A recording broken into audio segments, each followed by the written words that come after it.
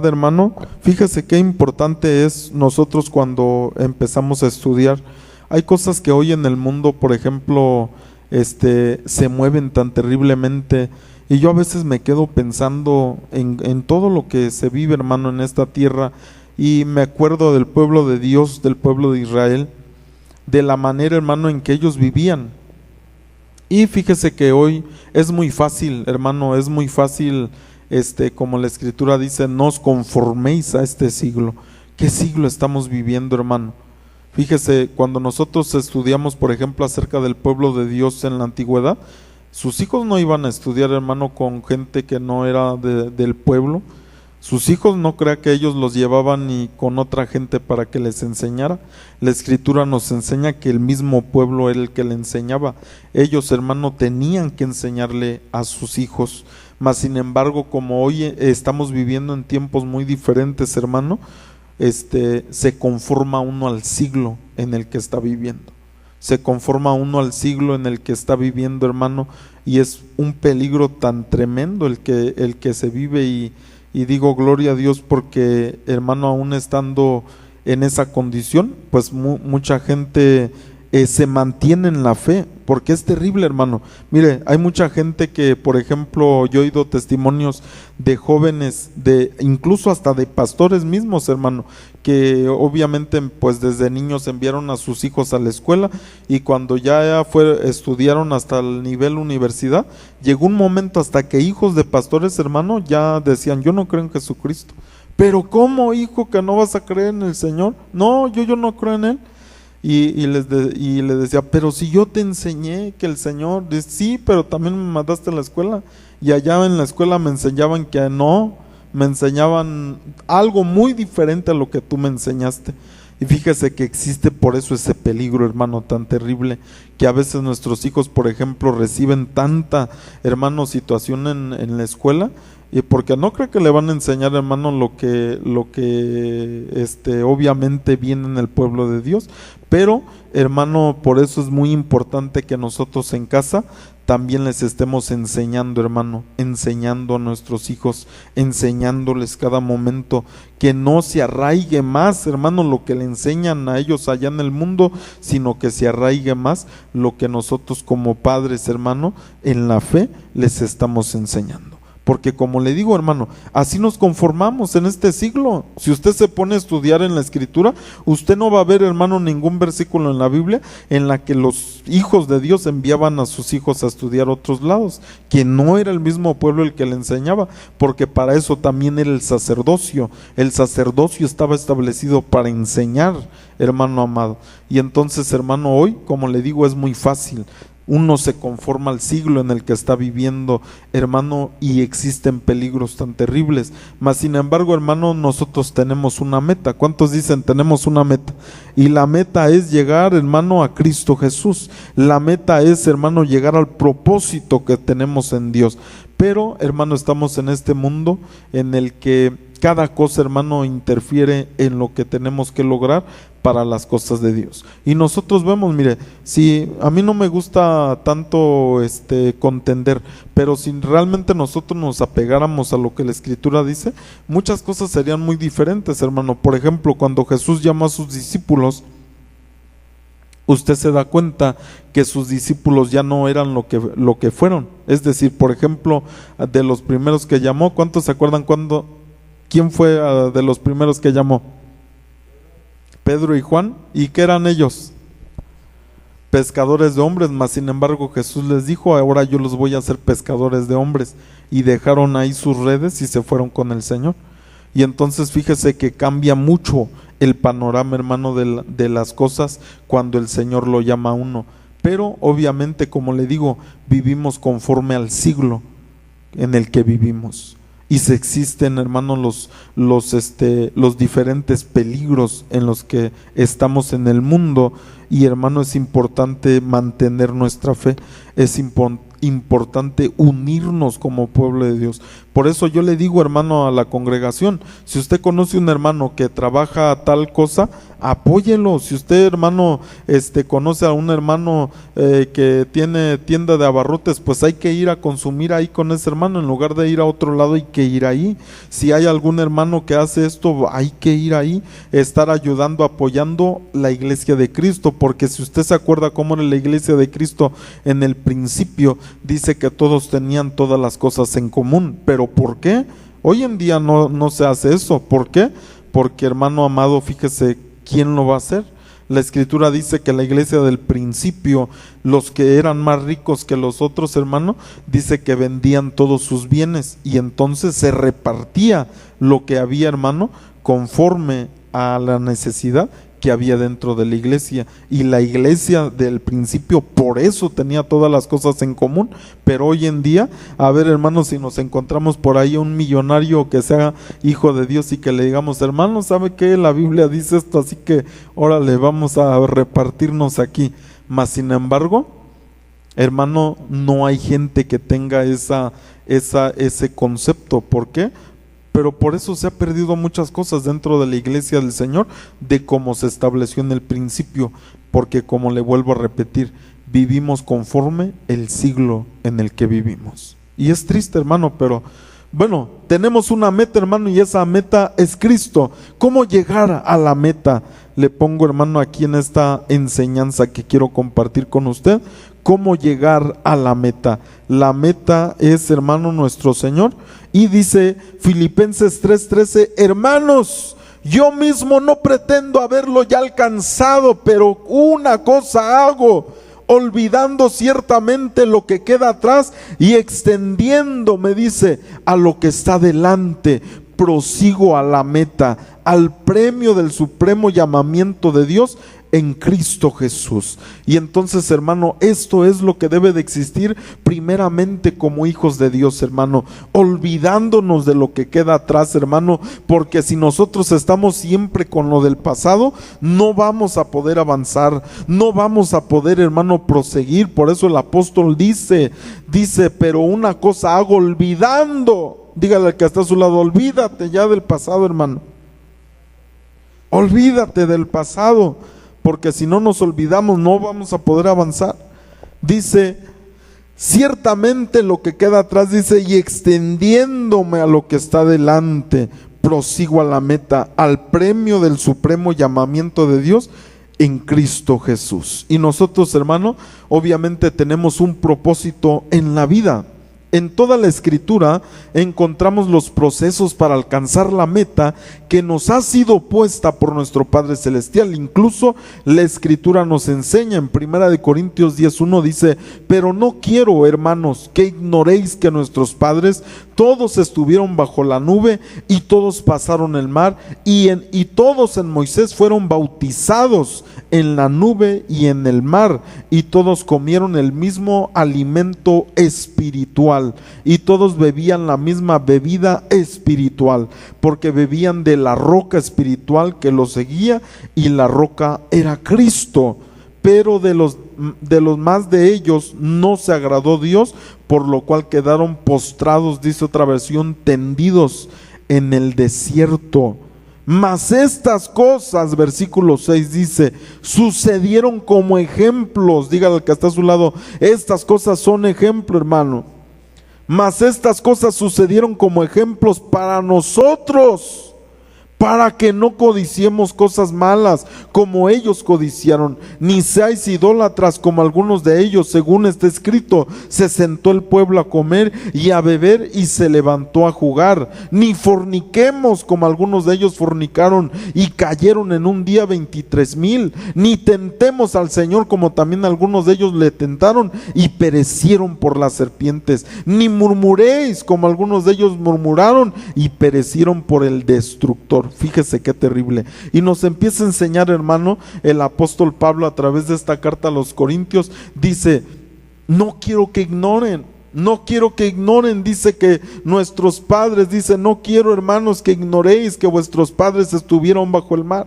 Es decir, les está hablando del proceso que tuvieron que atravesar, hermano, y dice que fueron bautizados todos en Moisés, en la nube y en el mar, y dice que comieron el alimento, que bebieron, y que esa bebida que ellos tenían era por causa de la roca, hermano, que los seguía, y dice que esa roca es Cristo, era Cristo. Pero dice que algunos de ellos Dios no se agradó, hermano, y dice la Escritura que son ejemplo. Estas cosas sucedieron como ejemplos para nosotros, para que nosotros, hermano, en otras palabras, no caigamos en lo mismo que ellos cayeron. Y entonces, hermano, dice en 1 Corintios 10:11, y estas cosas les acontecieron, dice, como ejemplo, y están escritas para amonestarnos a nosotros. Les acontecieron como ejemplo y están escritas para amonestarnos a nosotros. Dígale al que está a su lado, te están para amonestarte a ti, mi hermano. Y dice, a quienes han alcanzado, dice, los fines del siglo. Éxodo 1:7, nosotros podemos ver ese mismo proceso. De lo que está hablando allí en Corintios, obviamente, es del pueblo de Israel, del proceso que el pueblo de Israel pasó desde que, hermano, lo sacó el Señor de la tierra de Egipto y que lo sacó al desierto. Pero como nos decía ahí también, algunos, hermanos, quedaron postrados, quedaron tendidos en el desierto. Ahora, nosotros vemos el proceso, mire, Éxodo 1:7, y los hijos de Israel fructificaron y se multiplicaron, y fueron aumentados y fortalecidos en extremo, y se llenó de ellos la tierra. Entre tanto, dice, se levantó sobre Egipto un nuevo rey, que no conocía a José. Porque acuérdese, hermano, que el pueblo de Israel no llegó como esclavo, hermano, a Egipto en esta ocasión. Porque recuérdese que José, a él sí llegó como esclavo, pero ya después fue levantado, hermano, y era el segundo de Faraón. Y entonces cuando hubo esa hambre en la tierra, hermano, recuérdese que vino su padre y sus hermanos y empezaron a habitar en la tierra de Egipto. Y así fue como Israel empezó a habitar en Egipto, no por una esclavitud, sino porque allí estaba José y era el segundo de Faraón. Pero una vez que se murió José y que se levantó otro faraón que no conoció a José, empezó, hermano, algo terrible. Dice, la Escritura nos enseña que fueron fructificados, hermano Israel, multiplicados, aumentados y fortalecidos. Pero cuando se levantó sobre Egipto un nuevo rey que no conocía a José, y dijo a su pueblo, he aquí el pueblo de los hijos de Israel es mayor y más fuerte que nosotros. Ahora pues seamos sabios para con él, para que no se multiplique y acontezca que viniendo guerra, él también se una a nuestros enemigos y pelee contra nosotros y se vaya de la tierra. Entonces pusieron sobre ellos comisarios de tributos que los molestasen con sus cargas, y edificaron para Faraón las ciudades de almacenaje, Pitón y Ramesés. Dice, pero cuanto más los oprimían, tanto más se multiplicaban y crecían, de manera que los egipcios, dice, temían a los hijos de Israel. Fíjese qué tremendo concepto, hermano. Los egipcios les tenían miedo al pueblo de Israel y el pueblo de Israel le tenía miedo a los egipcios, hermano. Si hubieran tenido otra mentalidad, Israel fácilmente los hubiera podido, cuando los empezaron a oprimir, los se hubieran levantado, hermano, y los hubieran quitado, derrocado de ahí, hermano, y porque los egipcios incluso les tenían miedo. Les tenían miedo, hermano, porque veían, entre más los oprimían, hermano, dice, pero cuanto más los oprimían, tanto más se multiplicaban y crecían. Imagínense, el faraón ahí lo que quería era acabarlos, era aplacarlos, y más se multiplicaban, hermano, porque el Señor estaba con ellos. Pero déjeme le digo algo terrible, hermano. El pueblo de Israel se había olvidado de su Dios. ¿Y sabe qué habían hecho? La Escritura nos enseña que ya no le habían enseñado a sus hijos quién era su Dios. Dice la Escritura, hermano, que ya esas generaciones ni sabían quién era su Dios, hermano. Ya no lo conocían. Pero entonces el Señor ahí estaba con ellos, dice, y ellos, los egipcios, temían a los hijos de Israel.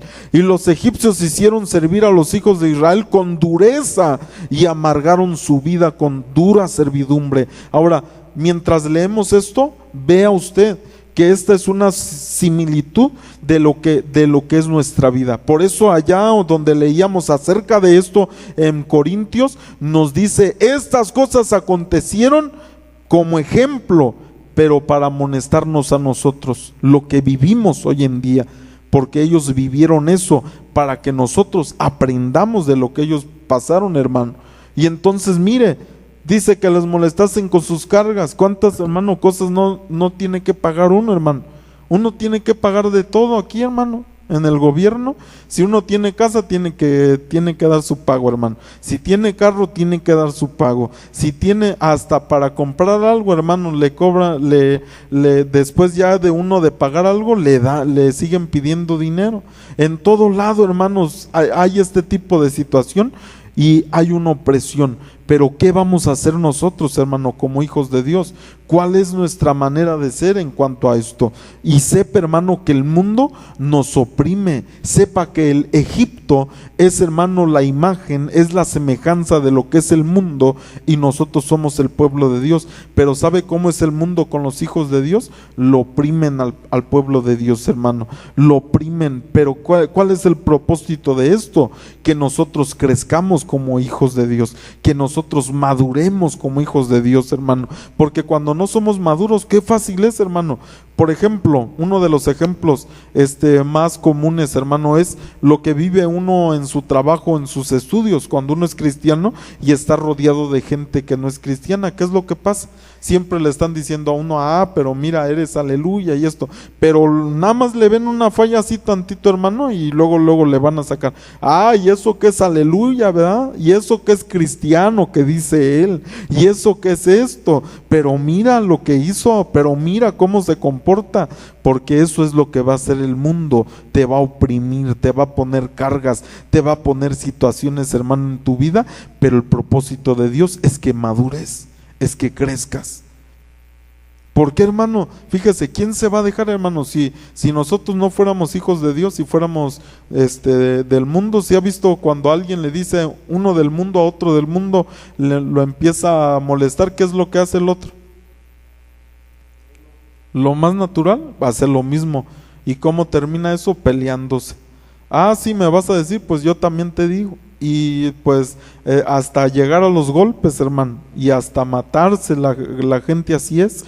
Entonces mire, pero como nosotros somos hijos de Dios, dígale al que está a su lado: no vamos a hacerlo, ¿verdad que no? No vamos a hacer como David, hermano, que Dios le dijo: tus manos están llenas de sangre, hermano, que vayamos a querer nosotros vengarnos de lo que hacen en contra de nosotros. Mire, pero dice: y los egipcios hicieron servir a los hijos de Israel con dureza, y amargaron su vida con dura servidumbre, en hacer barro y ladrillo, y en toda labor del campo, y en todo su servicio, al cual los obligaban con rigor.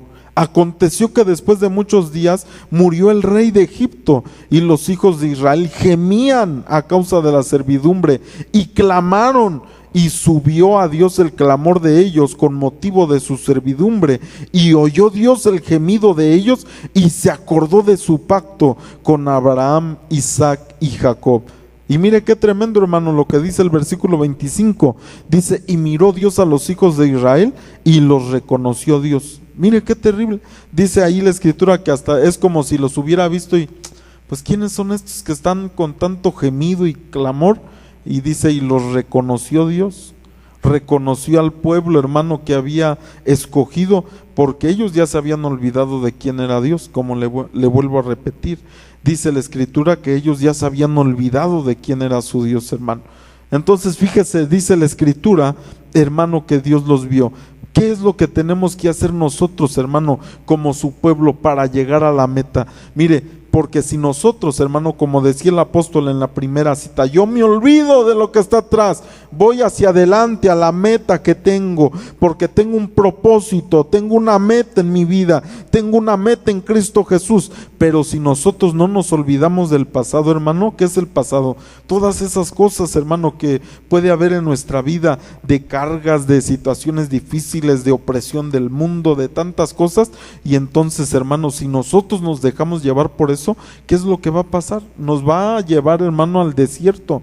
¿Qué fue lo que pasó con Moisés? Hay unos versículos antes, hermano, de lo que estamos leyendo, es cuando ve Moisés, hermano, que uno de los egipcios trata con dureza, hermano, al pueblo. ¿Y qué es lo que hace Moisés? Ese Moisés, como fue educado ahí en Egipto, dijo, sí, vas a tratar así al pueblo de hebreo, y fue y que lo mata.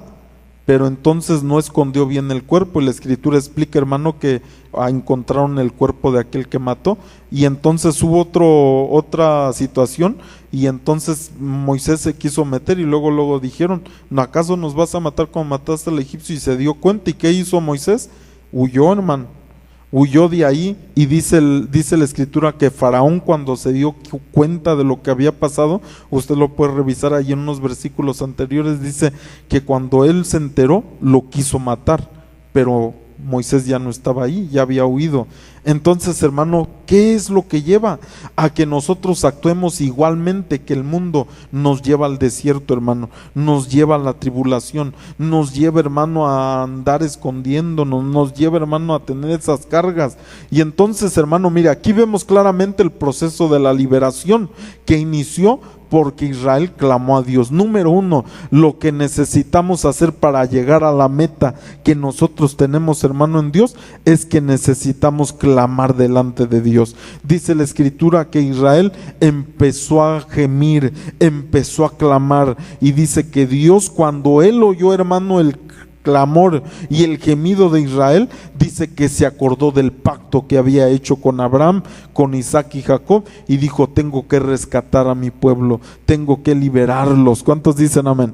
Así que dígale al que está a su lado, número uno, tienes que clamar, hermano. Si quieres llegar a la meta que tienes en Dios, hermano, primeramente tenemos que clamar. Tenemos que, hermano, estar ahí clamándole al Señor, porque si nosotros no le clamamos, hermano, cada vez más en nuestra vida va a haber cargas, cada vez más todo va a ser más pesado, todo va a ser más carga, todo va a ser más preocupación, más afán, más lo que usted quiera de negativo. ¿Sabe por qué? Porque la oración también es clave, hermano, para la administración del alma. Cuando usted empieza a clamar, a clamar, a clamar, y de repente el Señor lo empieza a tocar y usted empieza a sacar todo lo que trae, hermano, todas sus cargas, sus afanes, sus preocupaciones. A veces uno anda tan cargado, hermano, que solo basta unos minutos, hermano, de estar en la presencia de Dios y se siente uno como nuevo. ¿Cuánto le ha pasado, hermano? Que usted llega a la presencia y se siente, ya hasta se olvidó de aquellas broncas, hermano, ya hasta se olvidó de aquellas situaciones, hermano, y usted cuando empieza a clamar, hermano, es libre de aquellas situaciones. Pero dígale al que está a su lado, hay que clamarle al Señor. ¿Cuántos le claman, hermano? Dicen Lamentaciones, derrama tu alma como agua delante del Señor, derrama tu corazón delante de Él. Y fíjese qué importante es estar clamando cada día, hermano, donde estemos, estar clamando, Padre, ten misericordia, ayúdame, Señor, porque soy débil, ayúdame porque soy humano, ayúdame porque tengo estas situaciones en mi vida que no puedo, Señor, siento que no puedo. Pero cuando usted le empieza a clamar, sepa que Dios, hermano, lo va a escuchar. La palabra de Dios dice, clama a mí y yo te responderé y te enseñaré cosas grandes y ocultas que tú no conoces. Así que dígale al que está a su lado, hermano, hay que clamarle al Señor. Dígale, hay que clamarle al Señor. ¿Qué están diciendo? ¿Que se parece a Abraham o qué? Clámele, dígale al que está a su lado, clámele al Señor. Hay que clamarle al Señor. Hay que clamarle a nuestro Padre Celestial. Mire, Éxodo 3:7, ahí está Keila, mírela. Dijo luego Jehová, bien he visto la aflicción de mi pueblo que está en Egipto, dice, y he oído su clamor a causa de sus extractores, dice, pues he conocido sus angustias. Bien, dice, he visto la aflicción de mi pueblo, he oído su clamor a causa de sus extractores, dice, pues he conocido sus angustias. Cuando uno le empieza a clamar a Dios, hermano, Él empieza a ver lo que está pasando en su vida. Pero si usted no le clama, mientras usted no le clama al Señor, hermano, Él no va a hacer nada, lo va a dejar usted tranquilo ahí como va. Pero si usted le clama a Dios, va a haber una diferencia en su vida. Si usted le clama al Señor, hermano, el Señor va a hacer su obra. Pero si usted no le clama, no, hermano, el Señor lo va a dejar, que siga como usted quiere. Porque a veces, hermano, el Señor quiere intervenir y la gente no lo deja. Fíjese qué fue lo que pasó, hermano, cuando Jesús estuvo en la tierra. Muchas ocasiones el Señor quiso, hermano, hacer cosas y la gente no quería. Jesús vino a su pueblo, hermano. Y como dice la Escritura, a lo suyo vino, no le recibieron, hermano. Y muchas veces así pasa, hermano. Usted quiere ayudar a alguien, hermano, le quiere dar un consejo a alguien, le quiere enseñar a alguien, hermano, y a lo mejor no se dejan, no quieren. Y entonces, si no quieren, pues no quieren, hermano, y ya, ni modo. Pero si usted le clama al Señor, si usted empieza a levantar su clamor y a decirle: Padre, te necesito, te anhelo, Señor, el Señor va a contestar. Pero si usted no le clama al Señor, así lo va a dejar. Por eso dígale al que está a su lado: tenemos que clamar al Señor. Dice el versículo 8: y he descendido, dice, para librarlos de la mano de los egipcios y sacarlos de aquella tierra, a una tierra buena y ancha, a tierra que fluye leche y miel, a los lugares del cananeo, del eteo, del amorreo, del fereceo, del heveo y del jebuseo. Y el Señor les dice: los voy a librar. Este es el proceso de la liberación. Les dice: empezaron a clamarme, los voy a liberar. Sabe que nosotros en nuestra vida, por eso es importante clamar, hermano, por nuestros hijos, por nuestro matrimonio, por nuestra congregación, por los hermanos, por los siervos, por todos, hermanos. Tenemos que levantar ese clamor, porque como le digo, si nosotros no lo hacemos, hermano, fíjese qué es lo que va a pasar con nuestros hijos. El día de mañana nuestros hijos van a decir: yo ya ni creo en el Señor, porque hasta tú pagaste para que fuera ahí a estudiar y ahí me enseñaron algo que tú no me enseñaste, y como que les creo más a estos, como que les veo más convencimiento a estos que a ti. Imagínense. Y ya nuestros hijos se desvían del camino, hermano, que deben de seguir, simplemente también porque no clamamos por ellos. Así que dígale al que está a su lado: hay que clamar por nuestros hijos. Y entonces, mire, número 2, debes estar convencido que cuando le clamas a papá, Él te defenderá, te librará y te bendecirá. Debes estar convencido, hermano, que si tú le clamas a Dios, Él te va a defender. ¿Qué fue lo que hizo el Señor, hermano? Una vez que el pueblo de Israel le clamó, envió a Moisés y empezó a defender a su pueblo. ¿Cómo? Atrayendo esas plagas, hermano, en la tierra de Israel, para que dejara ir al pueblo. Y Egipto no lo quería dejar, Faraón no quería que se fuera el pueblo de Israel. El Señor había dicho: deja ir a mi pueblo de este lugar, déjalo para que me celebre fiesta en el desierto. Faraón no quería, hermano, y entonces vinieron las plagas. El Señor estaba defendiendo a su pueblo. Ten, hermano, la convicción que cuando tú le empiezas a clamar a Dios, ten la convicción de que las cosas van a cambiar. Pero si tú le empiezas a clamar, hermano, pero a ese clamor así como que: Señor, si quieres, yo no sé si eres real, Señor, pero te pido. Pero si usted empieza a dudar, la palabra de Dios dice: no sean como los que dudan porque son movidos de un lado para otro, como esas olas por el viento. Y entonces tenemos que estar convencidos que si le estamos clamando al Señor, Él nos va a contestar, hermano, nos va a defender, nos va a librar y nos va a bendecir. Éxodo 12:1 dice: habló Jehová a Moisés y a Aarón en tierra de Egipto, diciendo: este mes os será principio de los meses para vosotros, será este el primero de los meses del año. Hablad a la congregación de Israel diciendo: en el 10 de este mes tómese cada uno un cordero según las familias de los padres, un cordero por familia. Dice, hasta ahí termina, un cordero por familia. Oiga bien, hermano, una vez que el Señor, que le empiezas a clamar, Él te empieza a defender, pero también en eso que Él te defiende, también te dice: acuérdate, no te olvides que yo soy tu Dios que te ayudo. No se te olvide. ¿Por qué cree que le puso la fiesta, hermano, de la Pascua? Que lo celebraran. Está hablando de la fiesta de la Pascua aquí. Si busca en su Biblia va a ver ahí la referencia que dice la Pascua. Usted se da cuenta que Él les dijo: tienen que celebrar la Pascua, para que no se olviden que yo soy su Dios, que yo los saqué de esta tierra, que no se olviden. ¿Sabe por qué? Porque muchas veces, hermano, como seres humanos, es muy fácil olvidarse de lo que Dios, hermano, hace con nosotros. ¿Cuántas veces nos ha ayudado, hermano? A veces que lo más común, por ejemplo, es la enfermedad y la economía, cuando hay problemas de enfermedad. Y muchas veces, hermano, ahí estamos en aquella enfermedad y le estamos, Señor, ayúdame, sáname, Señor. Pero a veces, hermano, el enemigo viene y le pone a uno, no te va a sanar, no te va a sanar. Y ahí estamos entre esa lucha, hermano, de que sí, de que no, de que le creo al Señor, de que no le creo, hermano. Y ahí estamos, y todavía un poco más, y uno va al doctor, hermano, y el doctor le da malas noticias. No, ¿sabes qué? Traes algo tremendo ahí en tu vida, y pues hay gente que hasta se cree, hermano, cuando van y les dice, sabes que hasta meses te quedan de vida. Fíjese qué terrible. Y cuando la gente está en esa batalla, hermano, de que si cree o no cree al Señor. Pero, hermano, ¿cuántas veces hemos visto la mano de Dios en sanidad? ¿Cuántas veces lo hemos visto en la economía? Que a lo mejor no traemos, hermano, y de repente el Señor envía a alguien, hermano, y te bendice. No que uno vaya, ¿verdad? Claro, porque, hermano, a veces el Señor lo bendice a uno, y a veces hay gente que no, que va y arrebata, hermano, y, ¿verdad? Y hasta bíblicos se hacen, es que yo arrebato la bendición, pastor. Y entonces, hermano, qué terrible es esa gente que va y pide. Pero fíjese, yo le voy a confesar algo, hermano.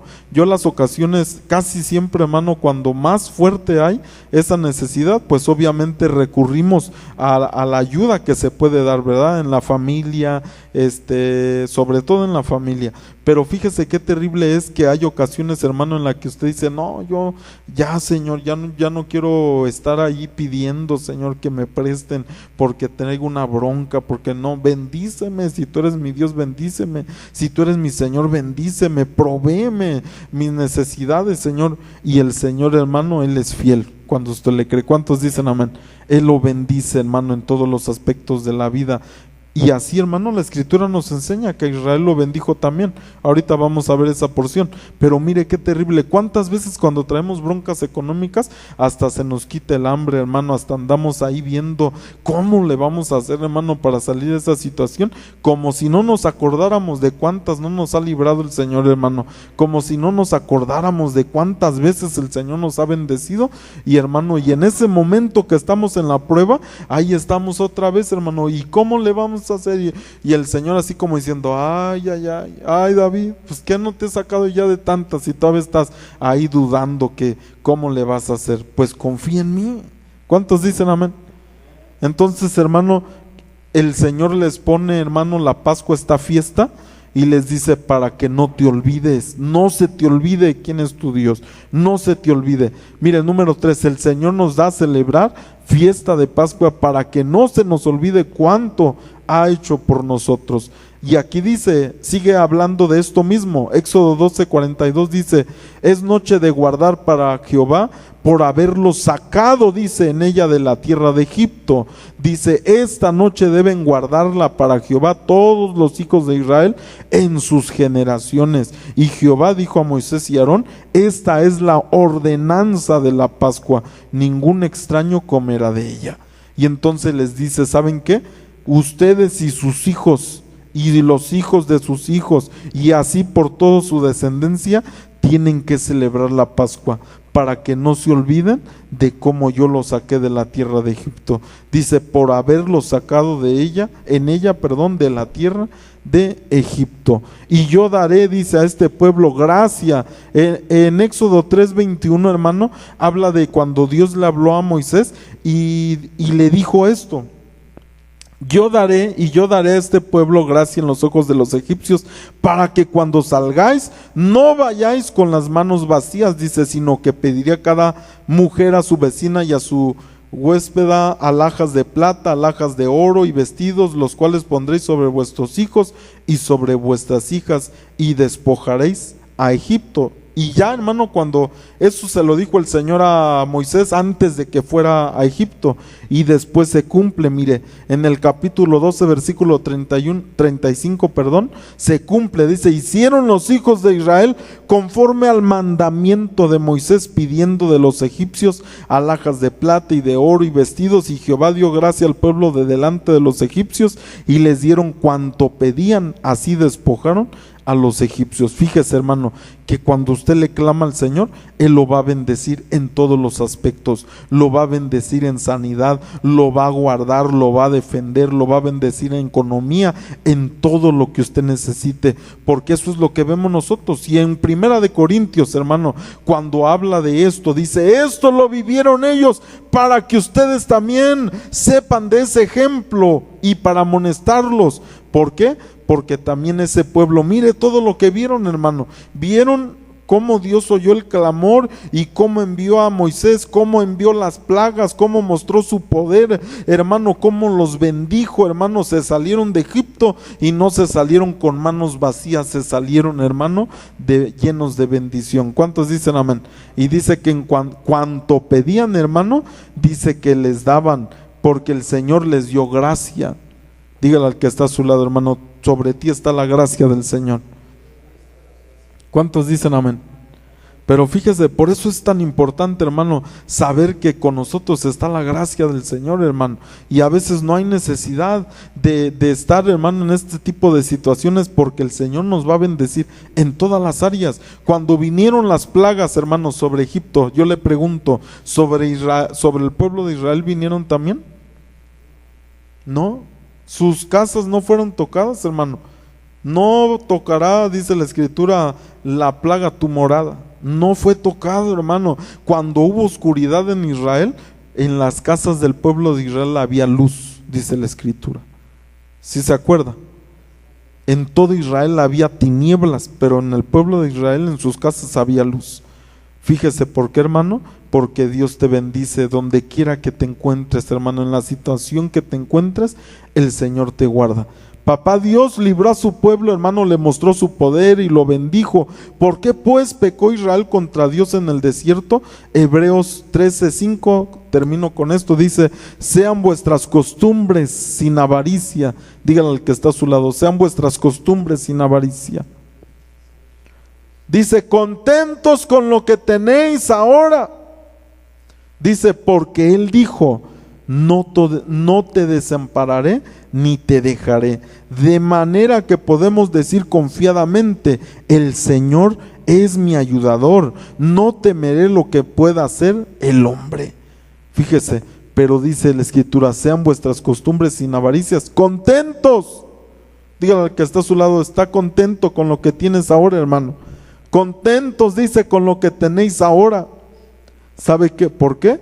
Porque Él dijo, el Señor dijo: no te desampararé ni te dejaré. ¿Cuántos creen esa palabra, hermano? ¿Sí cree usted que el Señor le dice: no te voy a desamparar, no te voy a dejar? Entonces, ¿por qué vamos a temer, hermano? ¿Por qué vamos a estar? Porque mire, yo le voy a decir algo. Por eso le digo, es bien fácil, hermano. Es bien fácil estar molestos, quejosos. Es bien fácil: ay, es que no tengo, ay, es que no me alcanza, ay, es que no puedo hacer esto que quiero hacer en mi casa, ay, es que, hermano amado, si está usted contento con lo que tiene ahora, el Señor le va a dar más. Pero si está quejándose a cada rato, hermano, y es que no puedo, y es que esto, y es que, entonces el Señor ve: ahí te vas a quedar pues así. Porque si te lo doy vas a seguir igual, después te doy eso y después otra cosa vas a querer y vas a seguir. Por eso dice: sean vuestras costumbres sin avaricia. ¿Qué es la avaricia, hermano? ¿Cómo es la avaricia? Cada vez quiere más. Ahora, si nosotros cada vez más queremos, hermano, al Señor, gloria a Dios.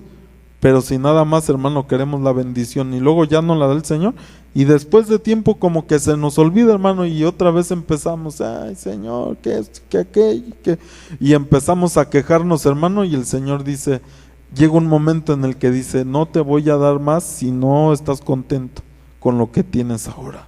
¿Cuántos están contentos, hermano? Mire, es importante, Por eso el Señor, si Él te dijo, no te voy a desamparar ni te dejaré, por eso, mire cómo dice, me sorprende, hermano, cómo me gusta mucho esta porción. Dice, no te desampararé ni te dejaré, de manera que podemos decir confiadamente. ¿Cuántos de aquí pueden decir confiadamente, hermano?